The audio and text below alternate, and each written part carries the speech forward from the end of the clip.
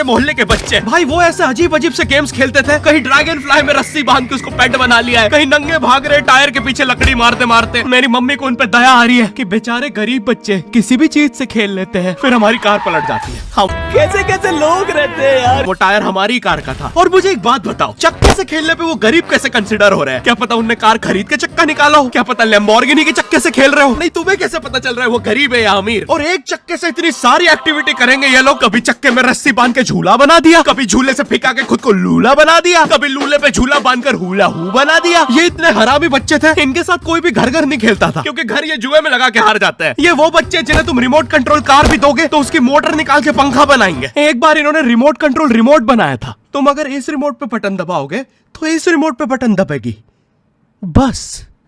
जलवा है हमारा। ये लोग मकर संक्रांति के दिन पतंग भी लूटते थे दुकानों से। पतंग से याद है, मैं बचपन में अपने दोस्त जनक के साथ बहुत पतंग उड़ाता था। जनक गुजराती था और गुजराती लोग तो बहुत बड़े पतंगबाज होते हैं। वो लोग गला काटने के बाद भी काहे पोचे चिल्लाते हैं। जनक मेरे घर पे इतना बड़ा गिर्रा लेके आता था पतंग उड़ाने। उस पर पता नहीं कितने 1000 किलोमीटर का मांझा लपटा होता था। हम दोनों का सपना था उस गिर्रे की पूरी ढील देना। एक बार तो गिर्रा खाली होने ही वाला था, पर वो पतंग तो घूम के हमारे पीछे से आ गई। हमने हमारी ही पतंग काट दी। तो इस बार हमने सोचा पतंग पूरी परपेंडिकुलर उड़ाएंगे, स्ट्रेट। हमने 2 घंटे ढील दी। वो मांझे में वेव सिग्नल आने लग गए प्राचीन भाषा में। हमें लगा हमने एलियंस ढूंढ लिया, बट फिर धीरे से वो सिग्नल क्लियर हुआ। हमें पता चला हमने कोई नासा का 100 मिलियन का टेलीस्कोप काट दिया। पतंग नीचे ले, टेलीस्कोप काट दिया।